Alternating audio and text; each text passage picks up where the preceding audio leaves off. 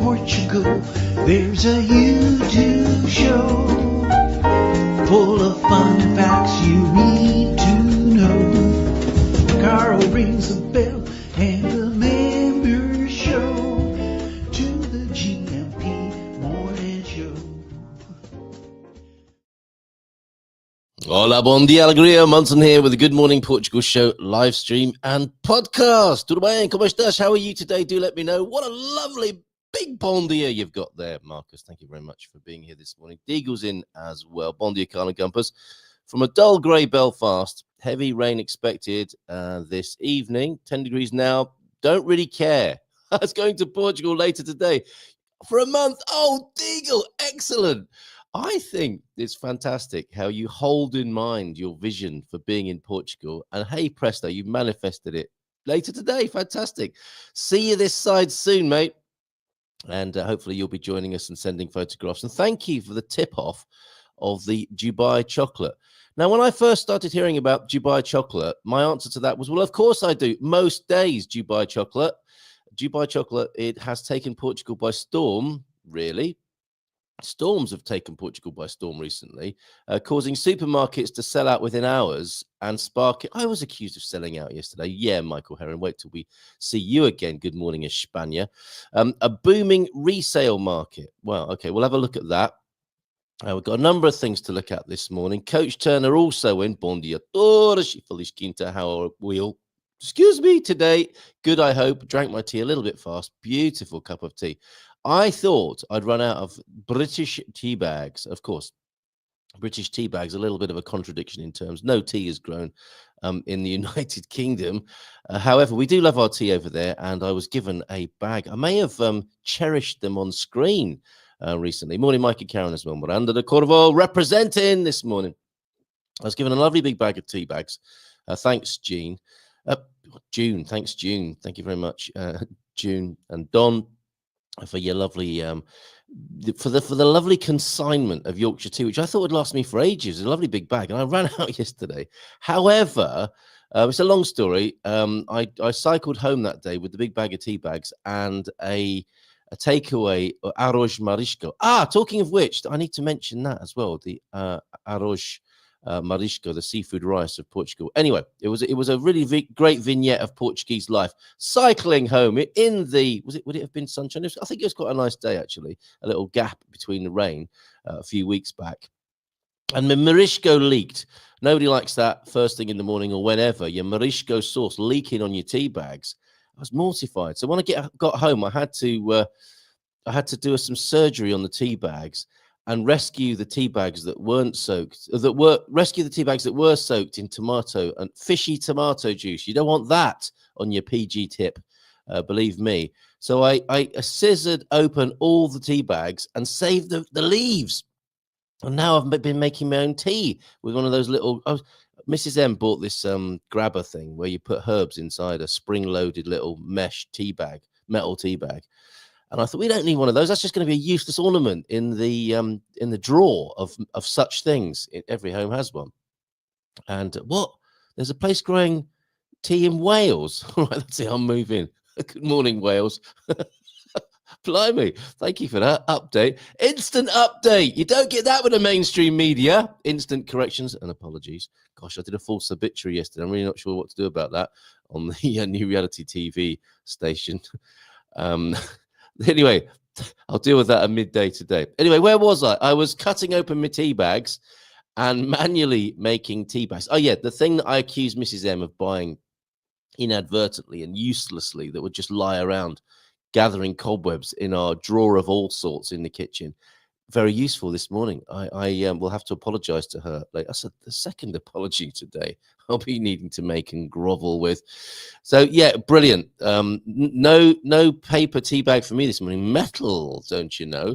Platinum, I'll visualize in my mind, and an improvised cup of tea after the great arroz marisco disaster of February or whenever it was. Anyway, that was a long story, wasn't it? Beautiful bit of honey because the voice is still a bit raspy, as you might be able to hear today, but a lovely cup of tea this morning. Onto the water now, not the Café con Chorrinho, which is also in the little thing that I want to share with you. So much to share this morning. I thought I had one main item to share with you this morning, but no. It suddenly turns out I've got lots of things I want to talk about before we're joined by Colin Ross Jones, everybody, and Pedro Bastos this morning. Pedro Bastos is amazing.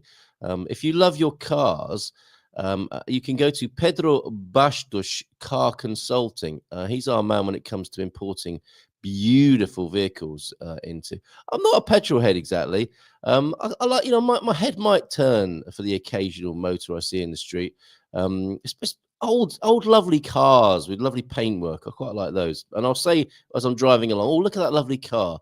Like I do, oh, look, a train, everybody. And no one else is bothered in the car except me. I don't know why I bother, but if you're that person as well, if you were with me on a road trip and we got excited together looking at old cars or a passing train, you might like to take a look at pedrobastosconsulting.pt. He's going to be on with us, with Colin, at around 8:20 this morning.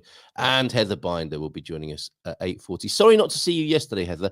Had a fantastic day helping Caldas de Reina with their brand. Well, I make it sound a lot grander than it actually was. I mean, I hope we were helpful, but I wasn't brought in to help Caldas de Reina. I was part of a focus group yesterday, helping them with a branding exercise. And hopefully we'll move on from Caldas de Reina. Subtitle, you're going to have to work hard to figure out what goes on in this town and grow to love it, or it'll grow on you. Caldas is a funny old place. Did you know it doesn't have any traffic lights? I didn't realize that. It's about 52,000 people, 8 museums. It has the most amazing culture and industry and everything. It's an incredible city. And yet it's quite reluctant to promote itself. And it takes a bit of getting to know. It passed me by, or I passed by it when I first saw Caldas de Reina. I wasn't bothered. I couldn't figure it out. But it grows on me. Every time I go there, still, after 3 years, it grows on me more and more. It's an incredible town. And we are traditionally, as you would expect, if we're helping out with something in the town, we're going to have lunch as well. And we had a beautiful lunch. Great to see you yesterday, Tom and Toddy. And we ate at the wonderful Cafe Entero, or Casa Entero, I think it's called. And we drank Casa Americo Dow White, Encruzado, no less. That was really crisp and dry and lovely. It's a spring wine, absolutely. Recommend that one, Casa Americo. A nice, easy one to remember, of course. And look at that, Casa Entero there since 1957. Wines and little snacks. It's like a tapas bar. I had fabulous mussels and chips. Not exactly a Belgian moule frite, but tapas mussels in a tomato sauce with some chips, some of that white wine. It was fantastic. And a wonderful cheesecake to finish. Absolutely wonderful. And then obviously you wander about, you go and inspect the phallus or not ordained, adorned. It's different. Phallus adorned street. And if anyone's concerned about that array, which is what I think is the collective noun for ceramic phalluses, they're okay. The umbrellas didn't do so well. The foliage, as it were, didn't do so well.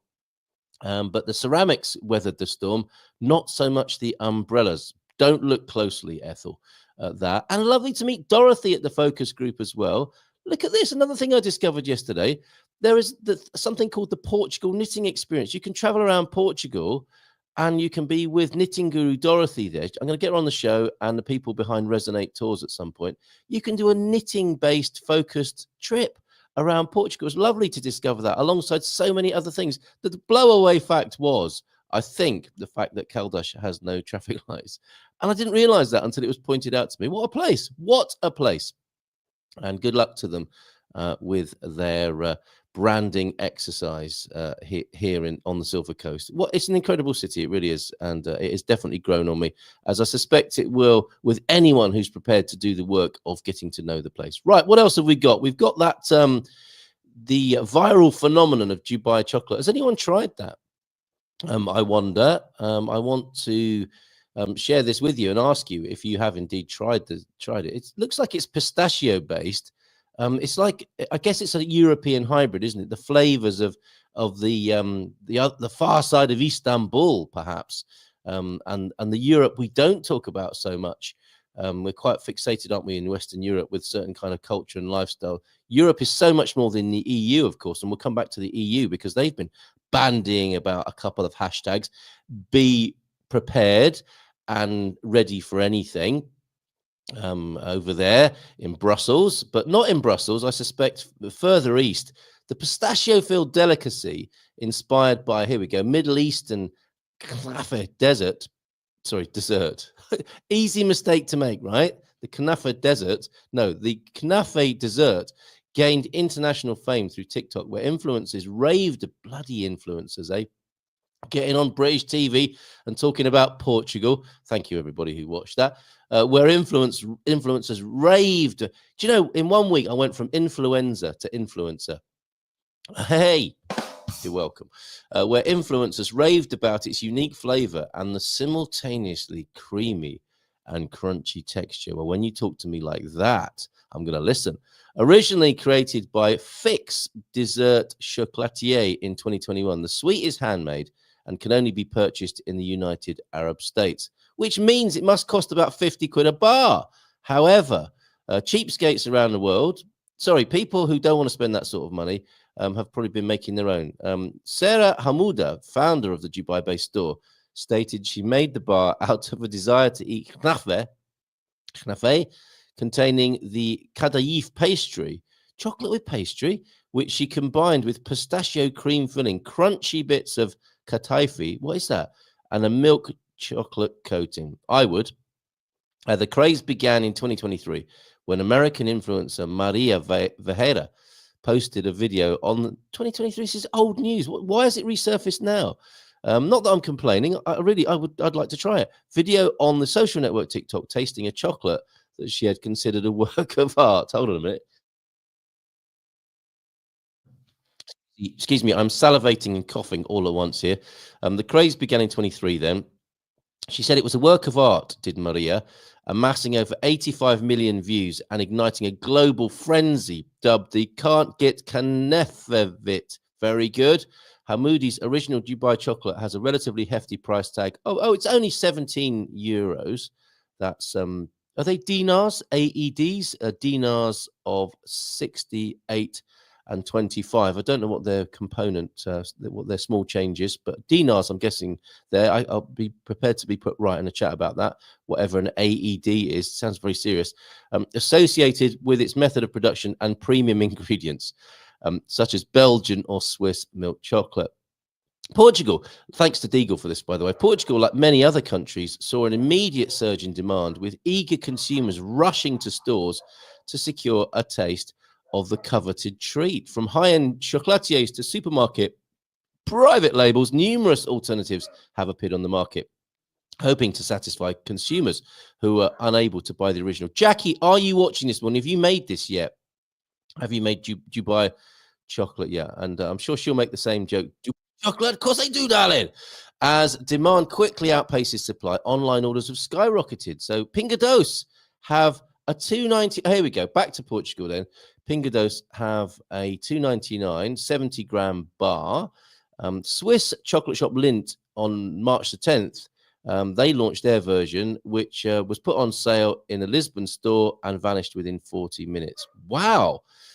Okay, all you entrepreneurs out there with access to a kitchen, get on, go for it, and we'll taste it live for you here. We'll give it a plug and give it a taste here on the Good Morning Portugal show. There you go, the viral phenomenon taking Portugal by storm, the Dubai chocolate. Thank you, Deagle, for that. Will you be trying some of that? Will Colin be trying some of that, I wonder? Does he have a sweet tooth? I can't remember. I think he does. We were eating donuts together, like a slow motion scene from Naked Gun on a beach on the Silver Coast just recently, I think. Colin joining us soon. We've got JMC is with us. Good morning to you, JMC. How are you? Bon dia, rapaziada. And the drawer of all things. Every kitchen has them. Yes, at least every kitchen I've owned. Bon dia. I'm sure you're not alone in that.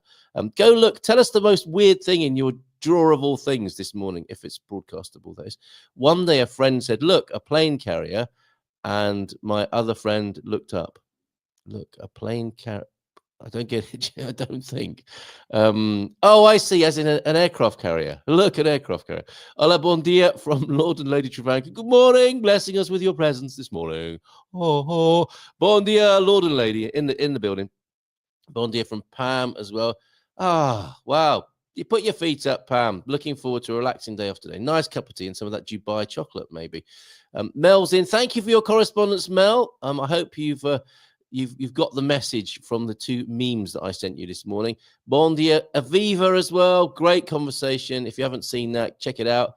That's if you have to join the back of the queue for my YouTube channel at the moment. There's a massive queue of people watching the ITV clip, which is now up on the channel. Do you know this week I've been called a fascist, a coward, and most lately a sellout as well. It's not easy being me. I'm going to have to soothe my sorrows and eat some Dubai chocolate later on. It's like a conspiracy to make me buy chocolate. Cacao comes from South America. How is the best chocolate from Belgium then? Raw material comes from South America. The Belgians know what to do with it, don't they? I went to the cinema again last night. Careful. Living the dream in Alcobaça, saw the 1946 film Camões. That sounds good. A man of many titles, yeah. Throw them at me. I can take it. Speaking of pistachios, is anyone else like me? João de Norte, good morning to you, John. Good to see you. I can only eat them whilst cracking the shells. Yes, it's part of the process, isn't it? Look, I'll whisper this bit, John. Do you lick the shells as well? I sometimes do. For an extra bit of saltiness, I do lick the empty husk. Please don't take that out as a little edit. Everything must be in context. Colin and Pedro getting ready to talk to us this morning, and we've got Heather joining us. So I've got 3 minutes in which to squeeze some interesting things, I think, anyway. One of them is one of these nice little foodie memes. I'm trying to open up my own. I'm locked out of my own Portugal club as well now. Okay, how do I get in here? I wonder. That's weird. Because I wanted to show you this meme. I seem to be. Am I logged in or logged out? Let's see. Is this what you all mean about how difficult the Portugal club is? Maybe there is a little bit of a tech problem with school this morning. I'm trying to go in. There was this lovely thing I wanted to show you. Maybe I'll not struggle with that, and I'll find a different way of showing it to you. Okay. Morning to you as well, Paul, over on WhatsApp, 913-590-303. If you want to send anything to me, let me see if this is another alternative route into what I wanted to show you this morning. No, but that's a nice Portugal map, that relief map of Portugal. Have you seen that? That's a thing of beauty for sure. But no, I wanted to show you this thing of food. And actually, one part of it was the pastel de nata. I met somebody yesterday, and I don't want to out them because I don't want to make their life difficult. They've been in Portugal for 4 months now, and they hadn't until yesterday, with my encouragement, eaten a pastel de nata. I don't know how that's possible. And what concerned me more was the fact that they've got an IMA meeting soon. And honestly, if that had come up during the IMA meeting, I think that would have gone against them. I think it's part of the visa requirements that you eat a pastel de nata, at least daily. Never mind about your Dubai chocolate. Eat a pastel de nata daily here. Right. Can I get into my own? Oh, I know what's happened here. It's that Louisa Tanner is has put a spanner in the works this morning. And yes, I do want to log out. I want to get into my own flipping club here and show you this rather marvelous thing. Here we go. We can get in now because there's something I want to show you. These are supposed to be the beginner and advanced stages in relation to Portuguese food. And I take you now to the Portugal Club and our little thread of maps, memes, and fun stuff. And it's something that I posted up last night. So I'm going to the latest one now. Let me take you through this very quickly. I've got one more thing to share with you about some recent EU news as well this morning. Be prepared and ready for anything. What are they up to? Let me just add to stage and make it a little bit bigger so you can see it. And very quickly, we'll rattle through this. You see this newbie, of course, pastel de nata. Are you an expert? Are you a pro? Apparently, in the pro column, let's go straight to that because we haven't got much time. Falar de Valpassos. I try that. I've never seen that. Arroz de lamprey. Again, it's not the most appetizing looking thing, the lamprey stew with rice. And it's rather dark. And I think it's sort of blood-based. I'd try it if it was served up to me. The caldeirada de anguish, which is eels. Again, we've cooked eels at home that we bought in a Portuguese supermarket. And café con cheirinho. Apparently, that's pro stuff when it comes to the food of Portugal. Pedro is giving us a nod behind the scenes there. A thumbs up. We may come back to that then. So before we bring these two gentlemen on, Colin is shaking his head in the other direction. No eels for him, I don't think. Very quickly then, we've got the EU. Now, vinyl's back. And apparently, so are shortwave radios. We're being urged to buy shortwave radios, everybody. If you want to, it's a bit like the pandemic again, isn't it? If you want a government contract, if you want to get in before the rush, buy yourself a shortwave radio. I'm ahead of that. We've got the official Good Morning Portugal shortwave radio. It's available in all local Chinese shops, not if you're Russian, no. It's got built-in tracking software, and it is FM. Fear-mongering. There you go. Approved by Ursula von der Leyen over at the EU there, who was telling us yesterday to be ready for anything and to be prepared. And I'm going to take that advice. I'm going to pick it up and run with it. And here's what I want to say to you with the help of Zé Povinho. Let's prepare for peace, love, and happiness this summer, everybody. And this spring is here. The sap is rising. Let's take the EU advice. Be prepared. Let's be ready for anything, especially my Gumper friends. Peace, love, and happiness. Right, let's give these gentlemen a massive round of applause. I know that Colin's always up for a bit of peace, love, and happiness. Let's give him a big round of applause and bring him onto the screen. Right, you old hippie. Peace and love. Good morning. Good morning to you. Good morning. How are you? Very well, thank you. Good. I opened the curtains this morning and it was nice and bright. Yep. And I saw this very strange fireball in the sky. Fireball in the sky. Do not be alarmed. It is only the sun. No. Yes, with the EU and all their messaging, it's like, what is it? Oh, it's the sun. That's fine. That's fine. Okay. And you've brought one of our favorite people in the car business along this morning. Should we bring him onto the screen, Colin? Yes. Let's give him a rousing round of applause. Pedro Bastos, everybody. Pedro, olá, bom dia. Tudo bem? Hey, bom dia. Bom dia. How are you two? How is everybody? Good morning, Pedro. Good morning. Good morning, Colin. Good morning, Carl. I'm feeling very good. Welcoming spring. Finally, all the storms are finally away. I can shoot my cars again in video because it's not raining. So I'm always happy when the sun comes up. Wonderful. You make the most fabulous videos. You import and sell the most amazing cars. What a great time. Is it the time to buy a convertible? It's ideal, isn't it, right now? Get yourself a convertible. Well, yeah, sure. This is the best time to start thinking about it because the spring is here. People tend to start looking at these convertibles again for the summer and motorbikes as well. And so this is the perfect time, or one of the best times, to start looking for a convertible. Very good, very good. And let's bring on to the screen your beautiful site of fabulous motor cars. Colin, I'll have quite superficial questions for Pedro, like, that's nice. What is it? You'll have much more technical and better questions than me. What's your first question for Pedro this morning? Well, one of the things that many of your listeners would probably want to know is, should they and can they import their own car? It's an important question for people. And if they don't, what particular car could Pedro supply them? Good question. Good question. Pedro, should people, I mean, it can end in tears, can't it? From what I know of it, I would generally say to people, no, don't do that. Buy one here or get an expert to help you. What's your expert view on that?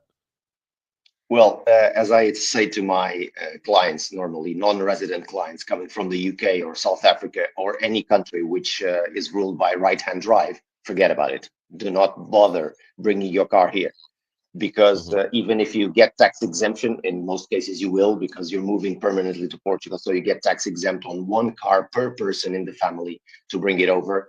It doesn't make any sense to legalize in Portugal a right-hand drive car, because it will be worth zero, and especially it will become very dangerous to drive on a daily basis.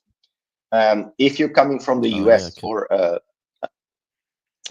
for instance, if you're coming from the US or any other European country, to Portugal with a left-hand drive car, and you get tax exempt, still you have to take some precautions, especially if you're coming from the US, because many cars in the US were never sold in Europe, were never sold in Portugal, and legalizing one of those cars here can be quite a nightmare.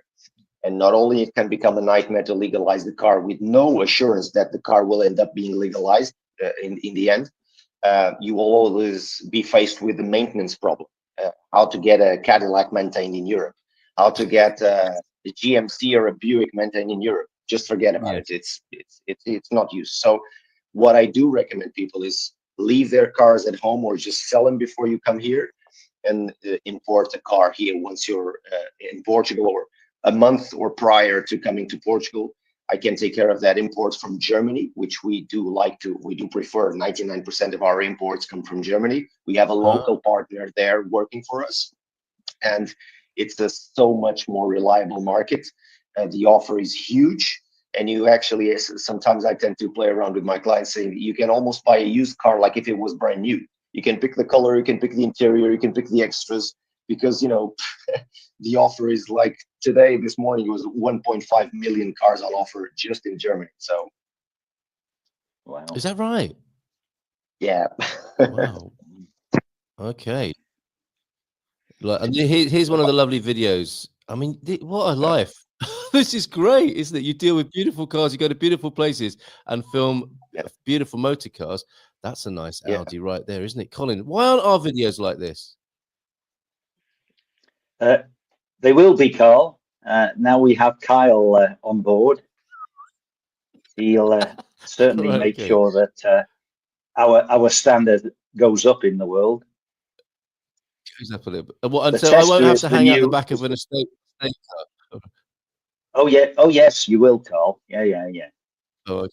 What was that? You got a new one for us to test? Drone, one or the other. Well, we've got the Renault 5 electric to do next. So obviously last weekend it was, last weekend it was booked, but we had to cancel obviously due to the weather, because I know we're always used to filming in the rain, Carl, but when the wind was as high as it was, it would have been impossible. So we've got that on the back burner. Fantastic. So look, Pedro's with us here. What's really sexy at the moment, Pedro? What is it that people want, especially the foreigners coming over to Portugal? Hopefully they'll take your advice. They'll forget it trying to import something that's going to be difficult to do and then difficult to maintain, and basically a headache in their new life here. What's popular with the foreigners at the moment?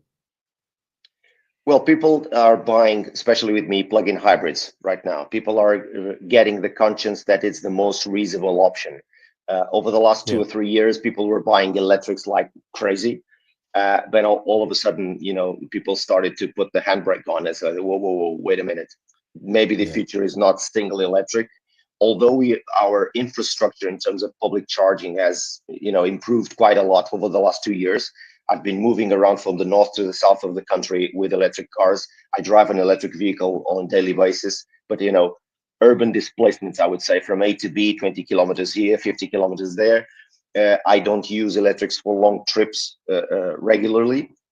But the plug-in hybrids, once they have started to come out to the market with EV ranges of 100 kilometers and still have a combustion engine, which doesn't compromise the range of the car if you decide to go to Madrid for lunch, then they are starting to become, very decent options to consider, and therefore, I'm importing now a plug-in hybrid, an Mercedes, a 300e, for a couple of Americans moving to Portugal, for an American couple moving to Portugal, and they were starting.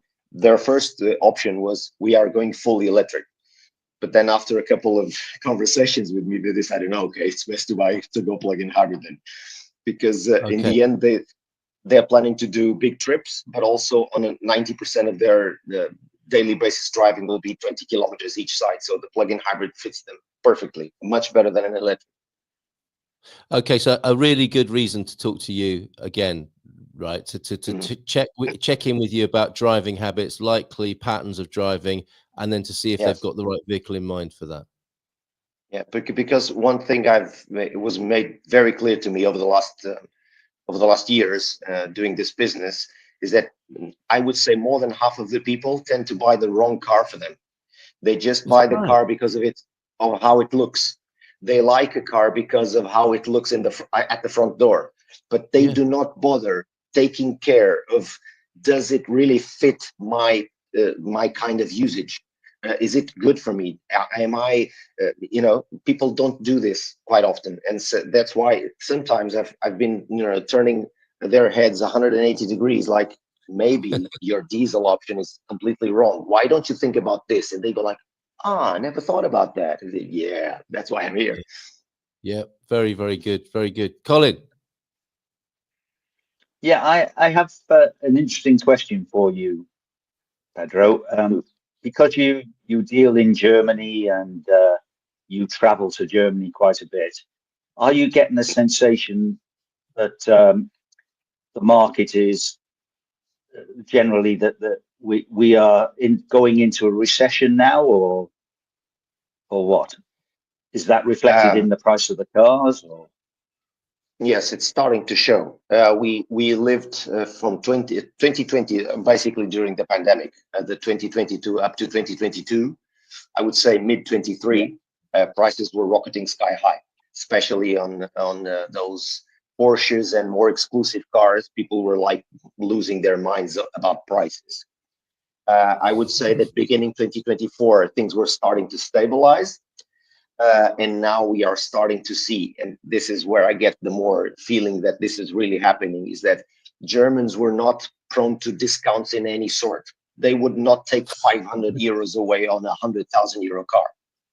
And now they are starting to give you straight away 2% discount on any car. Oh, interesting. Some of them are still tougher to negotiate with.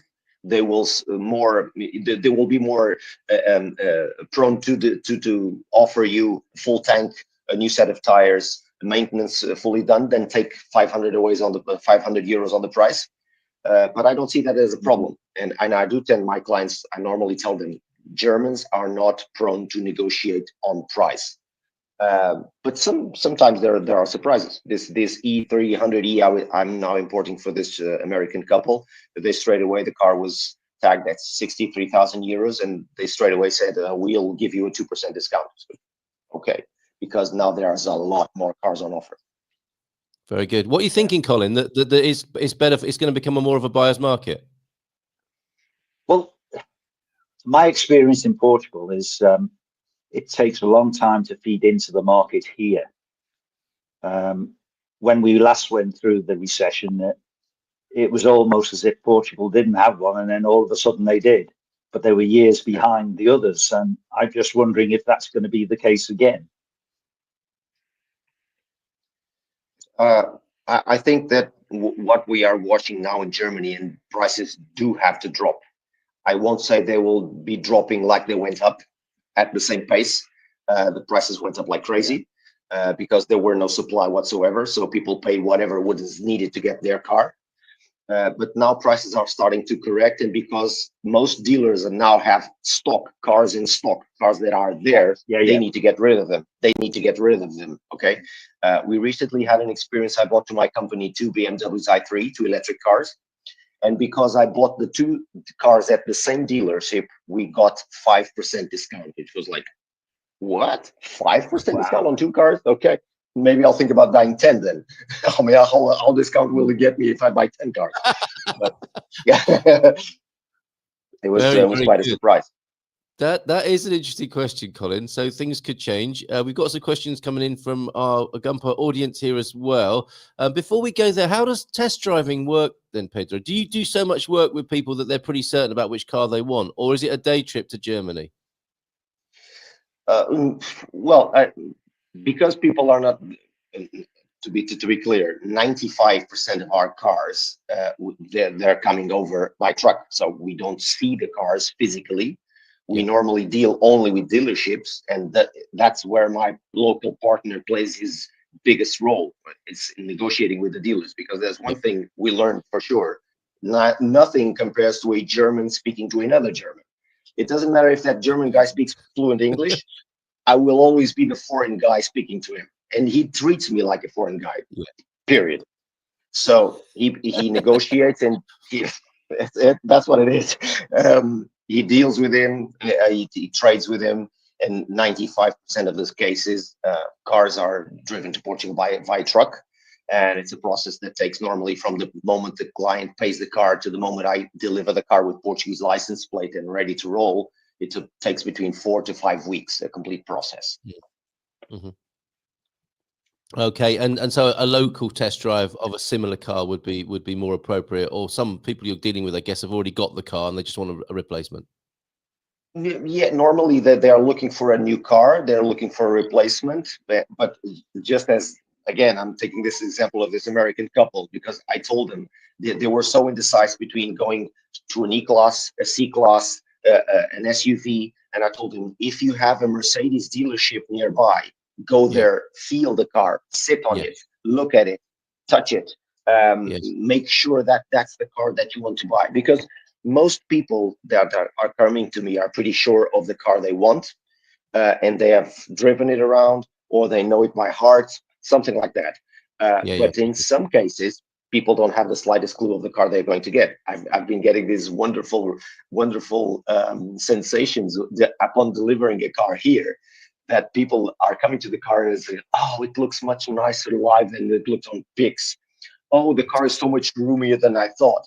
Oh, the trunk is so much bigger.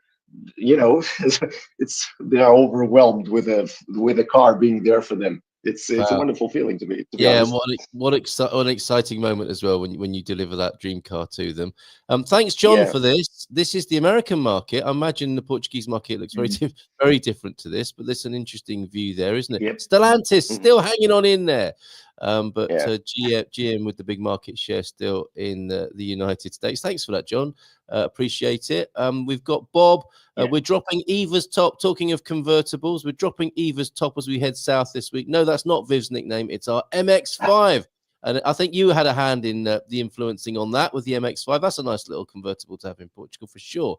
And always fancied an R8 that we featured there. It was a fantastic video, by the way, Pedro.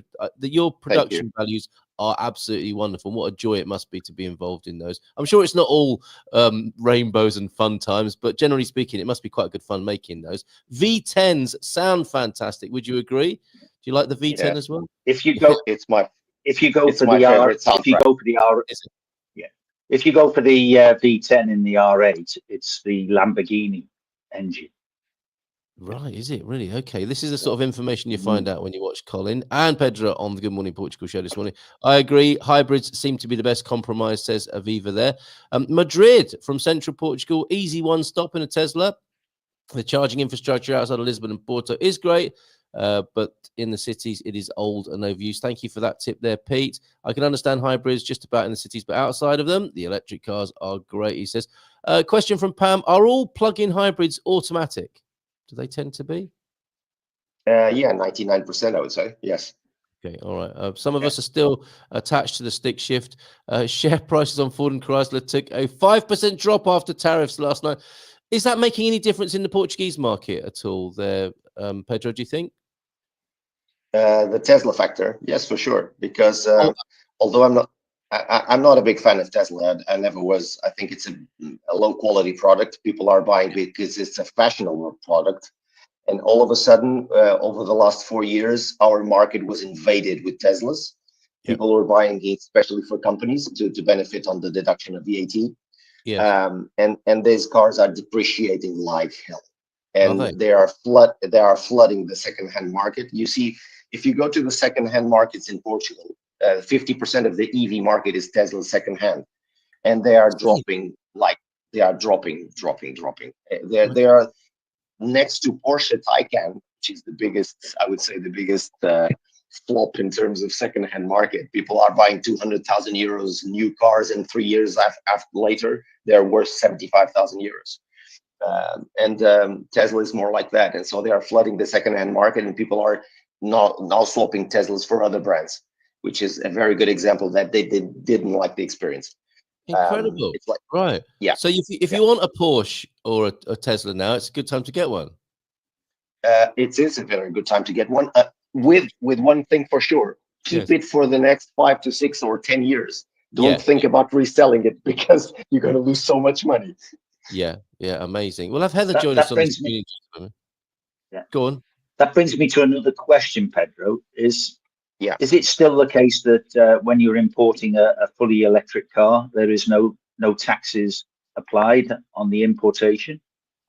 Yeah, electric cars pay no ISV, which is the Portuguese car tax. It's zero because the Portuguese car tax is calculated depending on the emissions of the car and the cubic inches of the engine.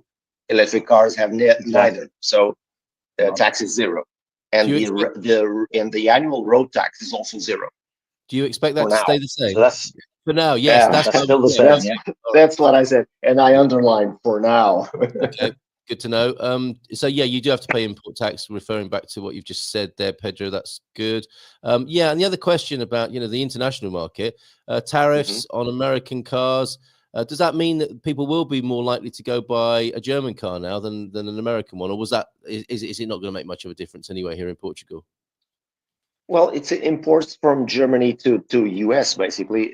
US is about to tax 25% on imports from Europe to the US. So from the US here doesn't make much sense. Of course, no. But I guess working the other way around then, if share prices of Ford and Chrysler drop, that might be a good time to import an American car into Portugal if their values are dropping. If their values are dropping, and if you are importing a car that also was sold in Europe, because then you'll relate to the first problem I mentioned. Yes, of course. Having a car here that has no comparison, or it can get maintenance as a problem, then its value is going to be a lot lower than European comparison. Very good. Okay, let's bring Heather onto the screen because she brings a kind of a different view as she did last time. It was hilarious, our conversation we had about cars. And Heather needs to know about you as well, Pedro. Morning to you, Heather. Hi, good morning. Good morning, morning to you. Heather. Pedro, are you allowed? Are you morning, able? Heather. You are allowed. Are you able to join us for a few more minutes? Is that okay? Yeah, sure. Fantastic. All right, thank you. Because we do have more questions coming in. And pipe in, Heather, if you have a car-related question. I think Sure. Your clients need to know about what Pedro does. Do you have? Yeah, we've done that one. And from stats I've seen, most cars sold in the US are from non-US manufacturers. GM and Ford have 30% of the overall market. Japanese, Korean, German, and others represent the overall majority. Interesting picture, isn't it, in the US? Have to go. Time for a much-needed haircut. Well, thank you for that update there, Lord Travanca. I would need to have a test drive to see how much beeping it does. Okay, pet peeve of all of us here: cars that talk to us constantly, cars that try and drive us. Is there going to be any let up in that, Pedro, or is that just the way forward? No, well, I'll give you my advice: buy a car pre-2019. Okay, because that's the last of the ones that let you drive themselves. Okay, Pedro.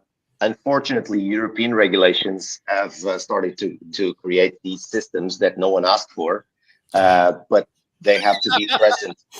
And no one wants. And no one wants, and they annoy everyone. I've been doing these videos lately complaining about this.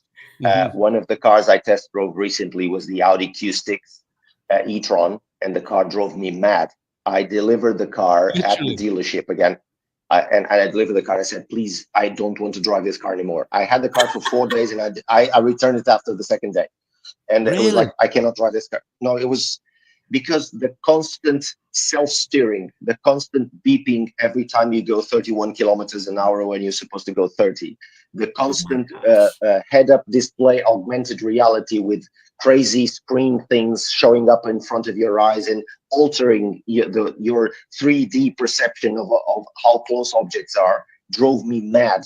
And I thought to myself, I remember delivering that Audi Q6, and I left there my beloved Audi RS4 from 2006 at the dealer. So I left the car and I brought mine back home. And the first 10 kilometers of driving was the pure joy, because a car. It was like, I can drive by myself. I'm not stupid. I know how to drive. I don't need a car telling me, go there, go there. Beep, beep, beep, you're doing 50. I know I'm doing 50. That's what I'm in charge. That's what I'm behind the wheel. I know what I'm doing. Isn't it amazing? Sorry, I interrupted you. What were you going to add to that? I was going to add, because these systems have now become compulsory to be in cars from now on. So you cannot divert them. And one thing is starting to become now more present, is that people, brands have become starting to be as minimalistic as they can. So they have put all the buttons and all manual functions on a screen, and now they are coming back because Euro NCAP just said, no, my friends, you cannot have everything on a full screen. You need to have physical buttons for people to press. For certain main functions of the car, will need to have functions at a button. You need to touch it. And if also there will have to be a button, one button to disconnect everything. So you can get in your car and say, I'm a responsible human being. I know how to drive for 30 years. I don't need a car to treat me as if I was stupid. So this is my I'm not stupid button. I press it and I'm in charge. This will also be compulsory from 2025 onwards, or 2026. Okay. Well, that's good then. So you can turn it off. So exactly, so everything off. The thing that drives us crazy, my husband and I, is the when the car turns itself off all the time. You're idling for 5 seconds, no, 2 seconds, and I was like, I'm just going to turn off now. Like, that does not save anything. In fact, it's probably worse for the car, right? I don't know. That's irritating. Thank you, Heather. Now, Pedro, I need to ask you, what are the forces at work here? Did you say Euro NCAP? Who's that? Euro NCAP is the legislator that basically takes care of security for the cars. Those are the guys rating stars when on the crash tests. Euro NCAP is the same company that every company has to wreck 20 cars against the wall to see how safe they are, and they are rated 4 stars or 5 stars or more. And they also said, because they are zealous about safety, they also said to the European regulators, come on, you cannot have everything on one screen. You need to have physical buttons because it's safer. And it is. You cannot fiddle around with the screen. You're not allowed to speak on your phone while you're driving, right? Okay. Yeah. So, but I can fiddle around with a screen that has 10 more functions than a phone and keeps me distracted all the time. Yes. Right. It doesn't make sense. Yeah. Well said. So there are forces at work, some of which are like taking us in the direction of the car annoying us, and some others, the latter category you said, or the Euro NCAP, saying, okay, this is ridiculous now. So there is a bit of a battle going on behind the scenes with this stuff. It is. People realize that we're going from 80 from 80 to 80 too fast. Yes. Yeah. Go on, Colin. I mean, one of the big problems is that the statistics say that speed kills. Yeah, it's a global statement. It's not really speed that kills; it's bad driving. Yeah, right. Human error as ever, right? And one of the problems we're going to have is the more they bring the speed limit down. Like for instance, in Wales, in all the towns now, they made it 20 mile an hour. You try and drive a modern car at 20 mile an hour. It's impossible. You're in second gear. And to do that, you're giving out more pollution than if you were going in higher gears. So it's nonsense. The world's gone mad. Right. But I do accept. Go on, what do you accept? Sorry. The other thing is, I understand what they say, because if you hit a child at 20 mile an hour, it should live. This is the reason they've got it.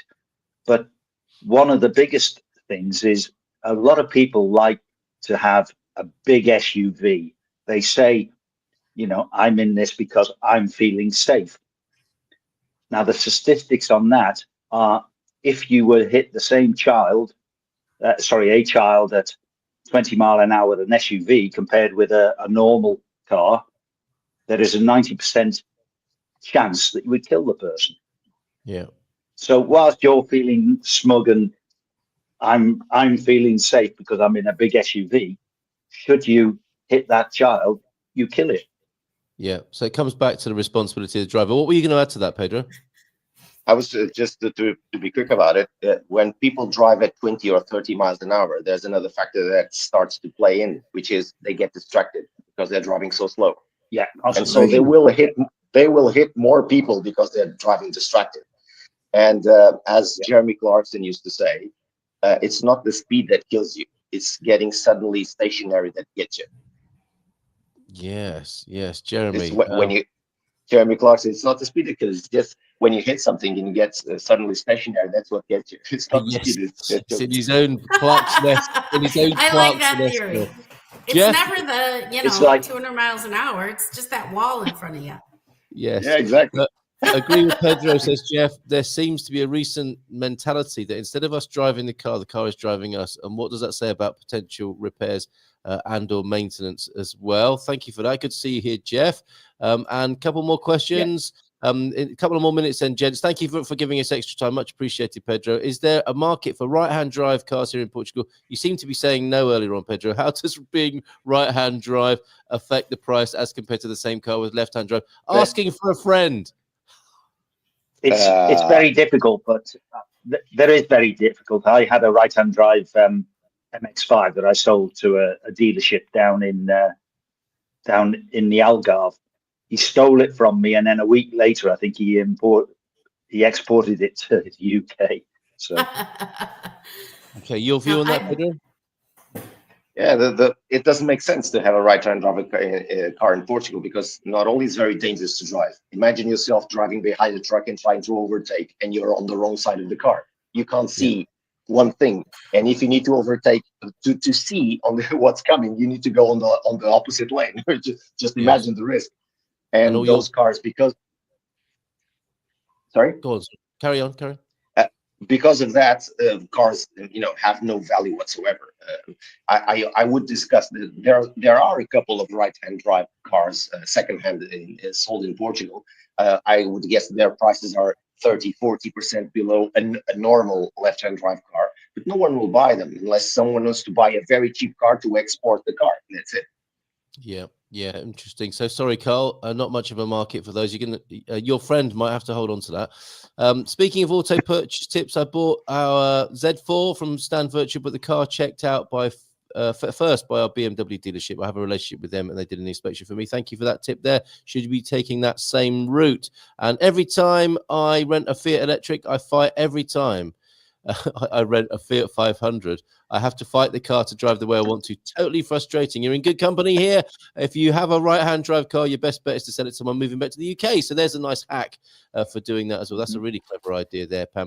Thank you so much, Colin and Pedro. I need to have a quick chat with Heather about Caldas Terrenia now. But Pedro, always great fun chatting with you. Keep those wonderful videos coming, and people can find you at pedrobastos.carconsulting.pt, and I'll put that into the chat one more time. Thank you, Colin, for finding this wonderful man, and we look forward to seeing you both again soon on the Good Morning Portugal show. Cheers, gents. Thank you so much. Thank you so much. All the best.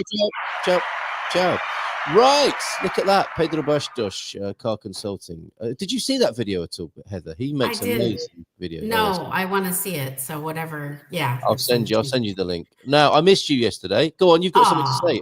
You got something to tell me. I do. God, I hate that because I always have something to say. Did I tell you about the Waymo thing, the self-driving thing I did when I was in Phoenix recently? You did. And Pete says he was in Japan recently and trying a driverless car. He quite liked it. What did you think? What did you make of it? It was really weird, but it was fun. I actually took some video, so I can send it to you if you want to share a clip of it, definitely. Or something. I have to find it, but I think I still have it.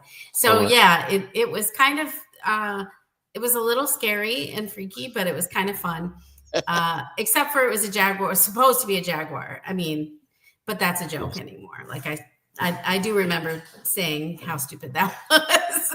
Yes. So was it that new Jag that we were laughing about is not out yet, is it? What type of Jag was it? Right. It didn't. It was like I'm an SUV Jaguar. Just like I look nothing like a Jaguar. Yeah. I feel nothing like a Jaguar. There was that kind. Oh, what a shame. But yeah, it was. But I think all the trouble started when people started calling them Jaguars and not Jaguars. But anyway, no, you say it wrong. I'm convinced. Tokyo was Waymo too. Jag as well. Wait, so you would do that again, would you? You Or know, just never- if it's the choice is between like a random Uber driver or that, I think I would, just because I don't know how that random whatever guy drives, you know. And whereas like there's more brains in theory behind the Waymo, you know. But if it was like me driving versus that thing driving, not necessarily. Isn't it funny? So on the one hand, we're not liking the machines. We live in the AI age when we're a little bit scared of what they might do now, the machines, Yeah. that is, and because they're starting to talk to each other. Tony Bryant held. It's like CERN. Tony Bryant's kitchen table is like CERN. He got two. This is the Portuguese I'm talking about. He got two mobile phones talking to each other. Goodness only knows whether. I mean, not seen him since. We've got that whole thing of the AI conversation. Then we've got cars trying to drive us, and we don't like it. And then we've got the thought you just introduced, which was actually compared to a Uber driver I do not know. Maybe I will go with the machine. It's a confusing time to be alive, isn't it? It's yeah, it's kind of scary because like it's just the more this stuff like continues, like the less control we have and the less we know and the less we can fix things ourselves. And you know, yeah, it's I'm like a 1968 Jag Roadster girl. Like, give me that, you know. Yes, it's beautiful. Yeah. Oh, stop there it. You go. Stop it, Yeah. Heather. Right. I know. Caldash Tegenia branding Metal. exercise. Yes, metal sheepskin. Yeah, I was in Caldash, and you were going to be part of that, and it didn't work out. The branding exercise for Caldash Tegenia. Oh yeah, I apologize. No, not at all. Hopefully there'll be other opportunities to do so. And it was really great to be able to. Or it was quite the honour to be asked as a foreigner what we thought about Caldash. And one of the really hilarious things that came up for me was how modest Caldash is in relation to its incredible value as a place to live. And the strapline that I think they're currently operating under is come to Caldash Tegenia, it'll grow on you. Do you think we can do better than that? You know, this is a town, as I said earlier on, 52,000 population. It has 8 museums, which is a far higher ratio per capita. And good museums. Like that museum in the park is actually really an amazing museum. Yes. People haven't been in it, and that was surprising. And then the ceramics museum, I absolutely love. Had you noticed there are no traffic lights in Caldash Tegenia? Yeah, no, believe me, I've noticed because it's so pleasant. Yes, yeah, you're always moving. You're just like always moving, you know, and it's that's so much more pleasant than this just stop start, especially when you're in a car that turns itself off all the time. Yes, and it's a UNESCO town, and there's a special kind of knitting style that they've got there. They've got industry. They've got so much in terms of culture, like creators there, artists and ceramicists who are known around the world, not known in Caldash, but are known around the world. Around the world, over 100 sports clubs of different kinds, a rugby club. Over 100? Wow. Over 100 sports clubs. I think that's what the chap said. But like many more than people think, like more than the football club. And you will have seen the rugby club because it's so big. But there are just sporting associations. I think the badminton facilities are world class. They have a horse fair that's the second biggest one compared to Lusitano. Yeah. Yes. That's so cool. What is it about Caldash then? Do you think Caldash doesn't really want to be famous around the world? Is it happy to be under the radar like that? I think it is happy to be under the radar because I think most people that live here are kind of like expat wise are kind of more artsy and into like, I don't know, just like not just looking at like the shiny, obvious, you know, and like just digging a little bit deeper maybe. That's what I think. And I think the pace is really nice. And I love the access we have to everything. I think we have the best location for that reason. You know, and I live in the country about 10 minutes outside of town. And that's great because I like don't have the water, you know, right there. So I don't have that microclimate. I'm like 18 minutes to the ocean or something. So for me, it's like kind of the perfect thing, but I think it's an acquired taste too, because I've talked to people that come to college that just instantly didn't like it. And they're like, oh, graffiti or something silly like that. Yeah. But you know, there's places like Cascais for them or whatnot, you know. Keep driving. If you're going to be up yourself like that, okay, yeah. But I mean, it is a very interesting phenomenon, and they do have a difficult job on their hands. I think, you know, for the people who do want to drive the agenda of rebranding, they've got so many things to choose from that, you know, that they are spoilt for choice when it comes to focusing on what they might push as the USP. I think Caldash is a bit sprawling and not very pretty. I think we will take that. It has grown on me, yeah, okay, but I still prefer Leria. I'm between the two. That's interesting, Pam. So that's interesting because, you know, not very pretty. I guess, you know, there's parts of every town that are just like functional that aren't very pretty, right? Yeah. But I mean, I think our walking streets are beautiful. I think our park is amazing. You know, like there's so much cool areas that, you know, that whole area by the thermal hospital, and you can walk up behind there, and like the weird gargoyles. And I don't know, I think it's really a neat place, but I'm kind of okay with it being a little under the radar myself, just a little. Yeah. What's not pretty about that? Come on. Those are kind of jacked up. The penis umbrellas have seen better days. They have, haven't they? The foliage is a little bit weathered, I have to say. They are both Kingstowns, by the way. Well, there you go. It'll run on and on. It's not as pretty as Alcobaça, of course. I think everyone would accept that. But pretty is relative as well, of course. Leria is lovely, especially the people, says Pete. I think he's including the doc in that. We're after 9 o'clock. We need to ask you for a bit of an update. What's going on, Heather, in the world of moving people to Portugal? How's it going? And how is the American spike in interest? Well, people have a lot of anxiety, like a lot. So that's up. So, you know, the pressure is there. Like, you know, when I was out of town recently and I came back and my calendar was a little booked up and people had to wait a few weeks to talk to me. Wow. And like every single one of them was like freaking out about having to wait that long. And so that's your first lesson in welcome to Portugal, because it doesn't happen fast. You've changed. Okay. No, I would say, you know, things are going well. It's just, it's normal, you know, different for each person, depending on the day, and constant little changes that are not anything official. So you don't have a good way to keep up with them unless you're working with someone like me that's processing visas all the time and talking to people all the time. It's doing its thing, and hopefully we're getting caught up. Like hopefully we'll see some differences later this year with processing and getting into the second stage appointments and all of that. But appointments have been open, not often. You have to catch them.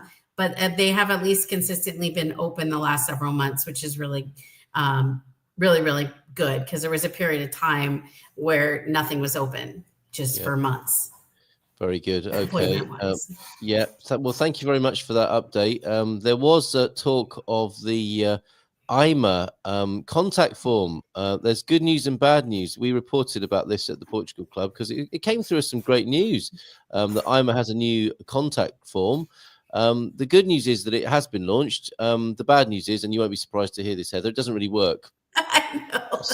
Get the help of a professional like Heather here, boots on the ground. Oh, no, don't contact me for IMA appointments. No.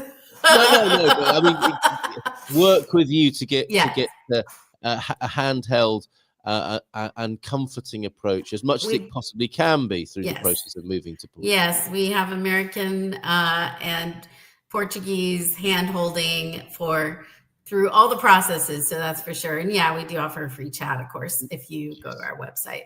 All right. Easy Pam on Caldash Terrenia here. And anxiety problems. This is probably a great note to end on this morning. Thanks for being here, Heather. And we do love your views about cars as well, of course. Anxiety problems are easily solved with a bottle of Verde Tinto. Green red is that? Green red. Yeah, I think Vio I've Verde. not tried that one, but I think we get the gist. JMC there. Fantastic. Heather, anything else you want to say before we conclude today? Not in particular, I guess. Okay, all right. Well, you're looking well. The process is sounding good for you helping people. Boots on the ground. PT.com is where to find Heather if you want some help moving to Portugal. Have a great day, Heather. Yeah, you too. Let that car drive you mad. And No. we'll see you again soon. Cheers, everybody. See you on the webinar tonight over at Expats Portugal. Ciao for now. Bye. In Portugal, there's a YouTube show full of fun facts you need to know. Carl rings the bell and